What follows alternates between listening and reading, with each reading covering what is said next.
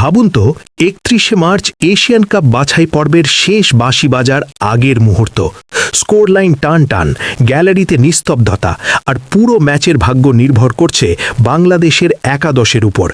ঠিক এমন সময় ফুটবল প্রেমীদের মনে ঘুরপাক খাচ্ছে একটাই প্রশ্ন: এই বাংলাদেশ কি আদৌ তাদের সেরা শক্তি নিয়ে মাঠে নামছে, নাকি আবারও পরিচিত সেই বিতর্কিত সিন্ডিকেট স্কোয়াড? কারণ সিঙ্গাপুরের বিপক্ষে এই ম্যাচ শুধু আরেকটা আন্তর্জাতিক ম্যাচ নয়, এটি বাংলাদেশের ফুটবলের আত্মসম্মানের লড়াই। এই ম্যাচকে ঘিরে আলোচনা যতটা, সমালোচনাও ঠিক ততটাই। বিশেষ করে কোচ হ্যাভিয়ের ক্যাব্রেরার দল নির্বাচন নিয়ে প্রশ্ন উঠছেই। অভিযোগ একটাই: যোগ্য ফুটবলার থাকা সত্ত্বেও বারবার কিছু নির্দিষ্ট নামের উপর নির্ভরতা, যার ফলে সম্ভাবনাময় এবং ফর্মে থাকা খেলোয়াড়রা একাদশের বাইরে থেকে যাচ্ছেন। সবচেয়ে বেশি চোখে পড়ছে এই সমস্যা ফরওয়ার্ড লাইনে, যেখানে গোলের জন্য হাহাকার যেন বছরের পর বছর ধরে চলছেই। কিন্তু এই অচলাবস্থার মাঝেও নতুন করে আশার আলো দেখছে বাংলাদেশ ফুটবল। বাফুফের নজরে এখন ৫ জন অরিজিন বিদেশি বংশোদ্ভূত ফুটবলার, যারা চাইলে পুরো ম্যাচের মোড় ঘুরিয়ে দিতে পারেন। ফুটবল বোদ্ধাদের মতে সিঙ্গাপুরকে হারিয়ে পূর্ণ ৩ পয়েন্ট নিয়ে এশিয়ান কাপ বাছাই পর্ব শেষ করতে চাইলে এই ৫ জনের মধ্যে অন্তত কয়েকজনকে একাদশে রাখতেই হবে। মজার বিষয় হলো, এই ৫ জনই আপনাদের পরিচিত মুখ, যাদের নিয়ে ইতোমধ্যেই ফুটবল পাড়ায় জোর আলোচনা চলছে। তাই পুরো ভিডিওটি শেষ পর্যন্ত দেখুন, কারণ শেষ নামটি আপনার ভাবনাই বদলে দিতে পারে। এই তালিকার ৫ নম্বরে আছেন জিয়ান হাকিম। বর্তমানে ইংল্যান্ডের ৮ম ডিভিশনের একটি ক্লাবে খেলছেন এই অভিজ্ঞ স্ট্রাইকার। ইংলিশ ক্লাব অ্যানস্টি নোম্যাডসের হয়ে দুর্দান্ত ফর্মে রয়েছেন জিয়ান। নিয়মিত গোল করা, ম্যাচের গুরুত্বপূর্ণ মুহূর্তে সঠিক জায়গায় উপস্থিত থাকা, সব মিলিয়ে তিনি এখন নিজের কেরিয়ারের সেরা সময় পার করছেন। তার ধারাবাহিক পারফরমেন্স নজর কেড়েছে বাংলাদেশের ফুটবল অঙ্গনের সংশ্লিষ্টদেরও। জিয়ানের সবচেয়ে বড় শক্তি হল তার ফিটনেস, গতি এবং নিখুঁত পজিশন সেন্স।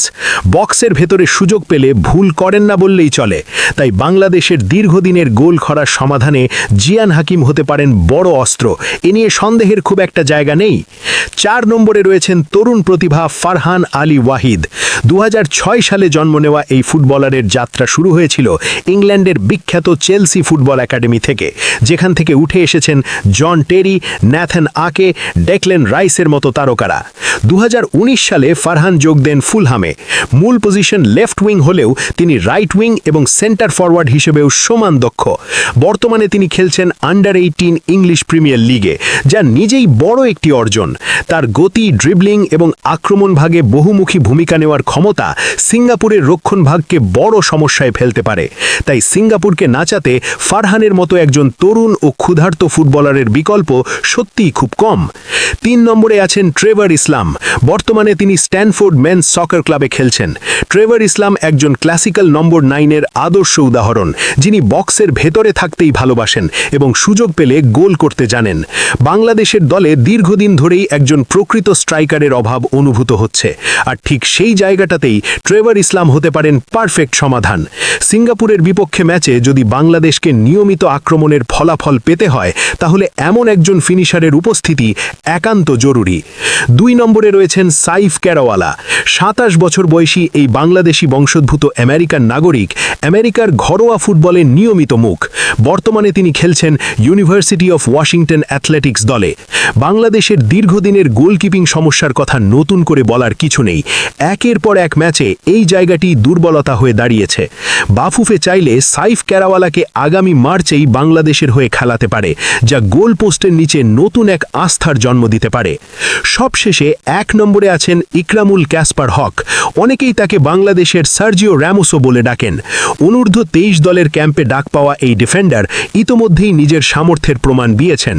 এবার লক্ষ্য একটাই: যেভাবেই হোক সিঙ্গাপুর ম্যাচে ক্যাসপার হককে দলে আনতেই হবে, কারণ তার মতো আগ্রাসী, আত্মবিশ্বাসী এবং নেতৃত্ব গুণসম্পন্ন ডিফেন্ডার বাংলাদেশ দলে ভীষণ প্রয়োজন। শক্ত ডিফেন্স ছাড়া সিঙ্গাপুরের মতো দলের বিপক্ষে জয় পাওয়া কঠিন, আর সেই দায়িত্বটা ক্যাসপার একাই অনেকটা সামলাতে পারেন। সব মিলিয়ে প্রশ্ন একটাই: এই ৫ জন কি পারবেন বাংলাদেশের ভাগ্য বদলাতে, নাকি একাদশে আরও বড় পরিবর্তন দরকার? সুপ্রিয় দর্শক, আপনারা কি মনে করেন সিঙ্গাপুরকে হারাতে এই ৫ জনই কি যথেষ্ট, নাকি আরও নতুন মুখ দেখা উচিত জাতীয় দলে? অবশ্যই আপনার মূল্যবান মতামত কমেন্টে জানাবেন।